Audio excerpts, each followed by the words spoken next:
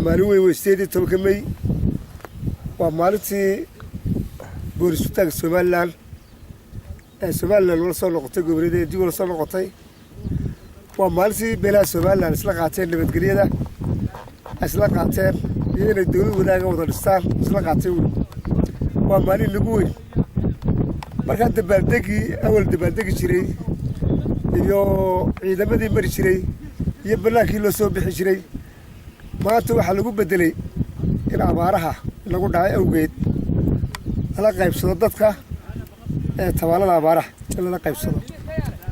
marka maanta anagoo booliska Soomaaliland oo ku shaqeynaa amarka taliyaha ciidanka booliska Soomaaliland Cabdullaahi Fadal Imaan ku shaqeynayna waxaan maanta bilowray dhirbeeris irtibaal beeri halkan waa mashruuci ciidanka booliska Soomaaliland weeyaan ciidanka booliska Soomaaliland oo dhan baa halkan leh waa meesha wax laga beero wey waa meesha ay uga soo baxdo haruurka iyo galeyda iyo wixii laga beero uga soo baxday wey geedihiina maanta si dhulkeena uu nabad gurin ayaanu geedii maanta geedii ku beerina marka waxa weeye waxaanu soo dhaweynaa kulley oo aanu aad salaameynaa 18 May ayaanu aad salaameynaa waxaanu ku salaameynaa dadka Soomaaliland oo dhan ciidanka booliska Jamhuuriyadda Soomaaliland oo wareey taliyaha ciidanka booliska Soomaaliland marka wad arkaysaa siday u taagan yihiin dhalinyaradu sageedaha loo beerayo sida meeshii loo taagan yahay waxaan u diyaarnahay ilaahay roobka inoo keenay waxaan u diyaarnahay intii kale beero wixii kale ee maarta waxaan la beeriyay la beero Fadal Imaan waxaan beeraynaa waxaan bilaabaynaa dhirbeeristii lagu beerayay mashruuca booliska taasoo ah amarka guud ee qaranka sidaad arkaysaan waxaan ku taagaynaa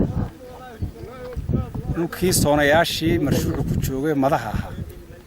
ayaanu ku taagaynaa waxaana loogu talagalay in nabaad guurka lagu ilaaliyo waana amarkii guud ee qaranka waxaanu beeraynaa 570 geed oo isugu jira goob isugu jira dhaameel isugu jira baxrasaaf isugu jira miraabiri miraamiri hindi intaasaan beeraynaa salaamaya marka u horeysa 18 May oo inoogu qiimaysan maalin aad u qiimo weyn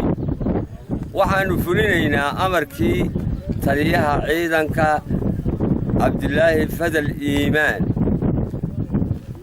waxaanu beeraynaa oo lagu bedelay maristii aanu mari jiray mayda arrinta abaaraha iyo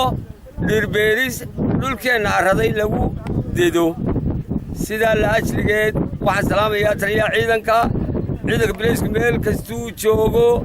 iyo Jamhuuriyadda Somaliland